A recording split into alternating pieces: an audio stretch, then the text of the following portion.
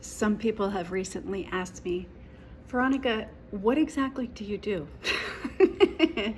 So I thought it would be great for me to explain to whoever it is that wants to hear what it is that I do in my devotional practice. I call it my devotional practice because it's a very devoted work, meaning I feel very devoted to God. I feel very devoted to spirit, to the energy of all that is.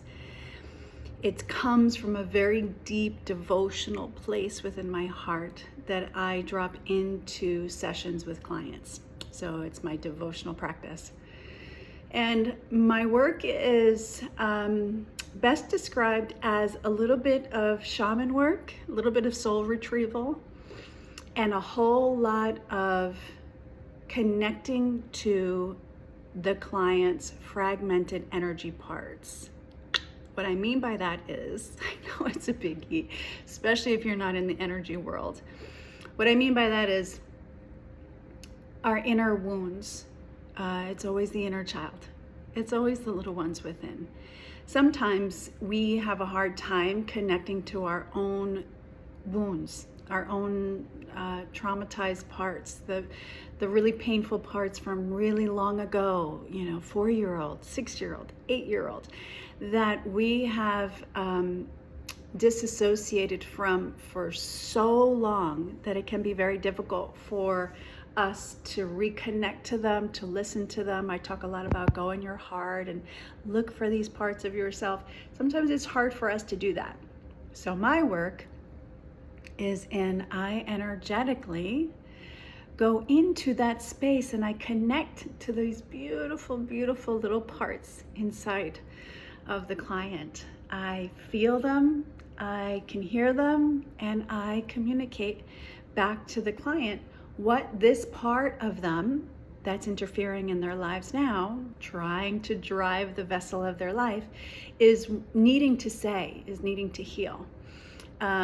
Lots of times when I'm in this space, because it is a very energetic space, and as we know, quantum physics, everything exists in energy all at the same time.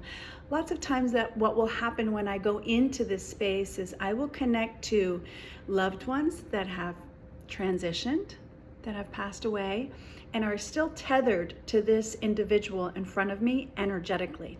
Sometimes they have messages, sometimes they're still connected to them because they are a guide or a protector. So lots of that will happen. The other thing that will happen is recently I connected with a client who had a dark shadow, very dark energy that was tethered to her. It was anchored in her energy body, and it did not belong to her. It actually belonged to her father.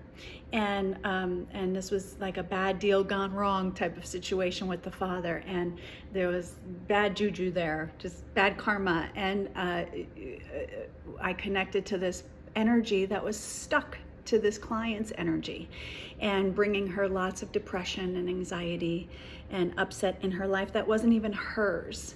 So that's what I do in my devotional work, in my private practice here. I have a really sweet, beautiful sanctuary in my home that clients come to. And sometimes I go to clients' houses to do this work as well. I also facilitate plant medicine journeys, and this is specifically with the plant medicine psilocybin. It's an incredibly beautiful process if you feel like you are stuck in areas that you've been stuck in for a really long time and you cannot get out of them, and you're being called to plant medicine. So that's a little bit about me and what I do.